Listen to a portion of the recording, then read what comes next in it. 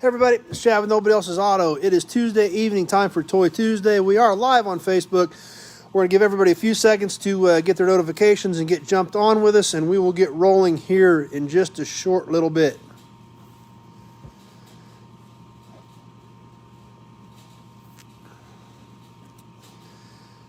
Okay, we're going to go ahead and get going. Hopefully, comments will work tonight. We will see here soon.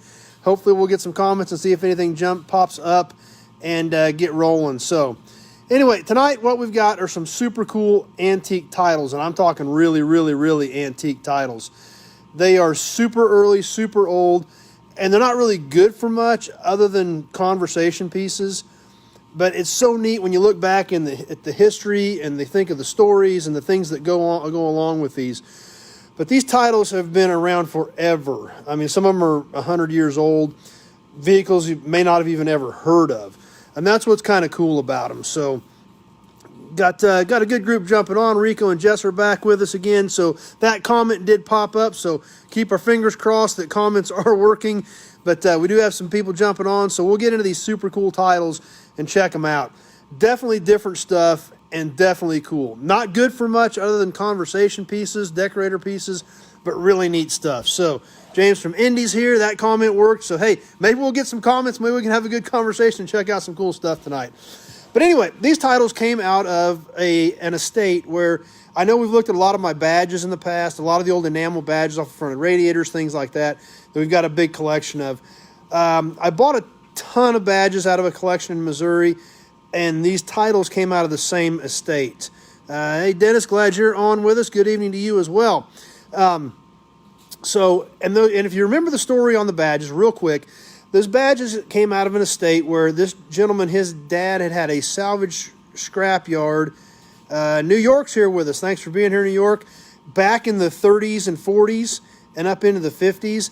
And when this guy was a kid, he saved all those enamel badges like we've got and the license plates off of those vehicles. Well, a lot of these titles were from vehicles that they scrapped back in the 30s and 40s. So super cool stuff, but that's where they came from. That's the story behind them. So let's take a look at them and check some of them out. And like I said, these are really early. A lot of them are Missouri because that's where the estate was at. They're in alphabetical order, but 1915 Buick Touring. And there's just, like I said, this book is full of them. If you look over to the side, there's so many of them in here, there's no way to get through them all. But we'll look at some highlights. Like I said, they're in alphabetical order. There's another Buick. There's an Oklahoma title. That looks kind of different. It's also a Buick, a 1922. 22 Buick Roadster. Cadillacs, 1919 Cadillac. 22 Cadillac. Chevrolets. More Chevys. Really cool old. There's another one of those Oklahoma ones. Also Chevrolet, 1927 Chevrolet. Dodges, 1917 Dodge Touring. Essex, 1919 Essex. Getting into some of these brands that we haven't heard of for a really long time. Jess wants to know if there's any Nash titles. Jess is obsessed with the Nash.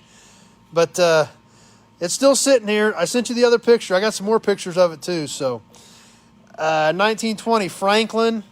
We'll see when we get to the ends if there's any Nashes. How about a 1918 Grant? GMC Truck. We skipped over the GMCs.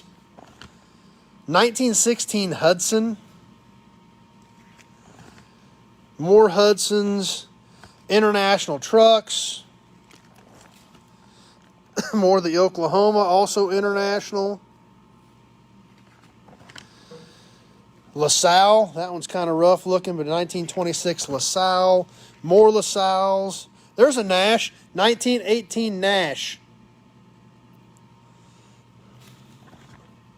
Oakland. Overland. 1915 Overland. 1918 Overland. Jess loves her Hudsons too. More Overlands. How about a Page? 1919 Page. Here's something. How about a 1920 Stuart Truck? Yep. Apparently there was a Stuart Truck made in 1920. And that's what's so cool about this stuff is this, a lot of these vehicles were small manufacturers. Studebaker obviously had a longer life into the 60s. But these titles tell the stories of these old vehicles. Some of them that were a short-lived company that weren't around for a real long time. How about a title for a 1932 Studebaker Tractor? That's kind of a different one. 1920 Willys Knight Touring. 1920 Willys Overland Touring. Here's kind of a different one. There's a Wisconsin title. And I don't even see the make on it. It's dated 1926. No, there's the make. Year 1921. Make Apperson. Something definitely kind of different. Another Buick. I don't know if we started back over. Yeah, we must have started back over into a different section of alphabetical order. Durant sedan. A few Ford titles in here. 1920 Ford. State of Missouri application for certificate of a title for 1923 Ford. Another 23 Ford. There's a Missouri title, a little newer one, for a 38 International. How about this one? 1917 Lexington Touring. 1918 Liberty Truck. Oh, here's a cool deal. This is for a letter from an old dealership. Larry Brunt Chrysler Plymouth in Jeff City, Missouri, with the old letterhead on it. 1920 Page Detroit. 23 Page Touring. 17 Rio Touring. 23 Rio Phaeton. How about that State of Colorado title? That's kind of a cool one. For a 21 Studebaker Touring. Like I said, I'm skipping over a lot of stuff. There's so many in here. 21 Willys Knight Touring. 1924 Yellow Cab from the Bluebird Cab Company. So, really neat, different stuff. Back to some Fords. 1919 Ford. Another 17 Ford. 22 Ford. 16 Ford. And we've kind of worked our way to the back of the book quickly. Just checking out some different stuff. Definitely neat pieces. They all tell a story.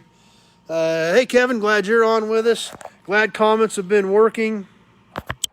We'll go ahead and flip back around here so I can hang out with you guys. But these old titles, I mean, they're not really good for anything. So you can't go register a vehicle with them or anything, but they're such cool pieces because of the story and the history that they tell. If these were, if you're sitting at a bar or at a restaurant and you're sitting there waiting on your food, just looking for something to do, talking to somebody, hanging out on your phone, and you look up at the wall and there's a title for a 1919 Chalmers, you're going to wonder what a 1919 Chalmers was.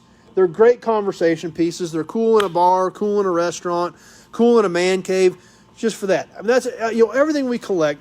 Porcelain signs.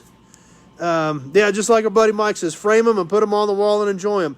Great in a man cave. Hey, Brent, glad you're on with us. They're cool pieces. They're neat pieces. They're different. Great conversation starters. But it doesn't matter if it's a neon sign, a porcelain sign, an oil can. Hey, Tom, glad you're on with us. That's what's cool about them. The story, the history. That's why we do this. That's why we love old cars and the memorabilia is the stories, the memories, things like that. So that's what's cool about them. To me, they're the same thing as a porcelain sign or an oil can. And a lot of these aren't crazy high dollar. The value on them kind of, coincides just with how cool they are and how different they are because that's what they are as a conversation piece. So they are cool. They are neat. Hope you guys enjoyed them. Something a little bit different that you may not always think about. And a lot of things that, in our world of collectibles, especially with the sign market, you know, with the porcelain signs, the neon signs, some of the oil cans, you know, some of that stuff is getting so expensive. But you can have some of this stuff like these titles that aren't that expensive. You frame them up, hang them on the wall, and there again, if you've got a title on your wall for 1919 Chalmers, everybody that stops by your shop and looks at that say, what in the heck's a 1919 Chalmers? It's a conversation piece. Something to think about. Look it up, check it out, learn something new. That's another thing that's important about this hobby. We're always learning something new, and that's what's great about not only the hobby, but the people in the hobby, because the people in the hobby are always willing to share their knowledge as well on some of this stuff. So something a little bit different than usual, but still, I think they're really great, super cool pieces of collectible memorabilia. So like I said, they're not good for much other than that, but it's really neat because there's not a lot of other people that have a title for a 1919 Chalmers hanging on their wall that you can check out, have a conversation about, and show off your buddies. So I like them. I think they're cool. I hope you enjoyed them. Tomorrow night, another new video coming up. I'm still trying to get a hold of the fire department on the Jaws of Life video. If I can't get a hold of them, I will I got another video shot in the new yard that we're going to show that has a really super cool Nash in it. So good looking Nash in tomorrow night's video if we don't post the Jaws of Life video. Also shot another video out at the new yard on an aftermarket heater. An aftermarket heater that we look at today that you know, you don't think about putting this in your car and operating a heater like this one. Kevin likes the titles too. Thanks, Kevin. But something a little different. And it's rough, but it was still all hooked up in the car, so it was kind of a cool little thing to show you. I'll probably use that as kind of a bonus video. We maybe throw that up Thursday night, and you can check that out. And it looks like Jess is crying because her Nash is going to be on a video, but that'll be all right. That way everybody can see it and check it out because it is kind of cool. So anyway, I hope you guys enjoyed it tonight. Thanks, Tom. Tom likes them too, so appreciate that. Don't always catch all the comments, but do appreciate the you know, the support and everybody hanging out with me and having a good time, and you know, it means a lot to me that you guys stop by and spend some time with me all the time. So hope you're enjoying it. Stay tuned for the more videos that are coming up this week. As always, you got any other questions about vehicles or parts, all you got to do is give me a call, 620-786-4428. That number's on the pages as well. So anyway, hope you liked it, and we'll dig out some more cool stuff for next week. So thanks for watching, everybody, and we will see you soon on the next video.